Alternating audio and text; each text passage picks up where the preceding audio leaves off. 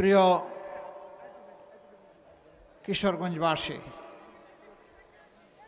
এই জেলাটি নানা বৈচিত্র্যে সমৃদ্ধ। এই জেলার মানুষ স্বভাবগতভাবে ধর্মপ্রাণ, কিন্তু তারা অন্যান্য ধর্মের সাথেও চমৎকার সম্পর্ক রক্ষা করে চলেন।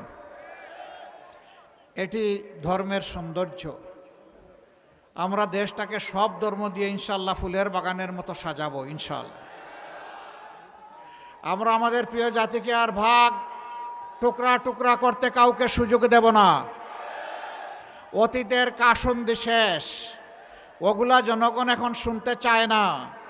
ওগুলা শুনিয়ে শুনিয়ে জনগণকে ঘুম পাড়িয়ে রেখে জনগণের কপাল কিসমত যারা হাইজ্যাক করেছে, লুণ্ঠন করেছে, তাদের জায়গা বাংলাদেশে আর হবে না। 24-এর যুব সমাজ অতীতের পচা রাজনীতির অনুশীলন করার জন্য তারা বুক ছিটিয়ে লড়াই করে নাই, তারা পরিবর্তন চেয়েছে। 13 তারিখ থেকে বাংলাদেশে সেই পরিবর্তনের সূচনা হবে ইনশাআল্লাহ। প্রিয় কিশোরগঞ্জবাসী, এটি আলিম উলামা, মুক্তিযোদ্ধা, দেশের বিশিষ্ট নাগরিক, অত্যন্ত ঐতিহ্য সমৃদ্ধ একটি এলাকা। যে এলাকার মানুষ কঠোর পরিশ্রমী, শিক্ষিত, জ্ঞানী, দেশপ্রেমিক, সেই এলাকায় দাঁড়িয়ে আমি কথা বলছি।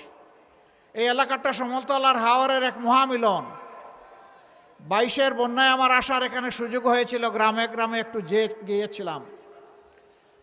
এখানকার যোগাযোগ ব্যবস্থা বিভিন্ন দিক থেকে খুবই ঝুঁকিপূর্ণ, কিন্তু বছরের পর বছর এখানকার লোকেরাই বাংলাদেশের প্রশাসনের, সরকারের শীর্ষ পদ তারা অলঙ্কৃত করেছেন।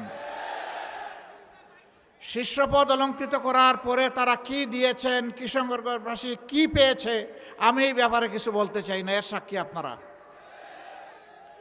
এখানে বাংলাদেশ জামাতে ইসলামীর কিশোরগঞ্জ জেলা শাখার সম্মানিত আমির অধ্যাপক রমজান আলী সাহেব জনগণের পক্ষ থেকে বাস্তব কিছু দাবির কথা তিনি তুলে ধরেছেন।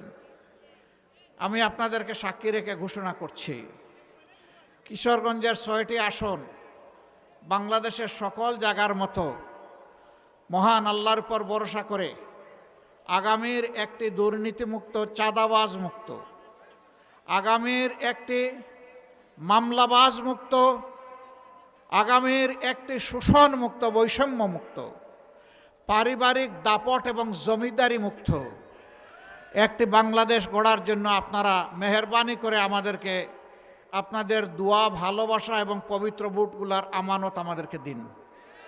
আমরা কথা দিচ্ছি, আমরা ইনশাআল্লাহ ইনসাফের ভিত্তিতে আমাদের সমস্ত শক্তি দিয়ে আপনাদের রাস্তার প্রতিদান দেব ইনশাআল্লাহ।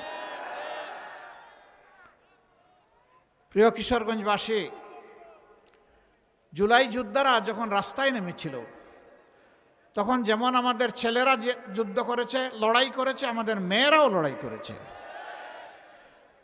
এই দেশে আমাদের ছেলে মেয়েদের, মা বোনদের, আবাল বৃদ্ধ বনিতার, সাধারণ মানুষের কোনো নিরাপত্তা নেই। আগে তো আমার নিরাপত্তা, তারপরে আমার উন্নতি, দুটাই আমার দরকার, কোনোটাই আমাদের নাই। বিপুল সংখ্যক যুবক তারা জবলেস, তারা বেকার, তারা রাস্তায় নেমে বলে নাই যে আমাদেরকে বেকার ভাতা দেন। তারা সেদিন বলেছিল উই ওয়ান্ট জাস্টিস। আমরা চাই আমাদের মেধার উপর সুবিচার করা হোক। কোনো মামু খালুর লাল টেলিফোনে অথবা অ্যান্ড্রয়েড মোবাইলের টেলিফোনে কোনো রাজনৈতিক প্রভাবে আমার কপাল যেন চূড়াবালিতে হারিয়ে না যায়। আমার কপাল আমাকে দিতে হবে।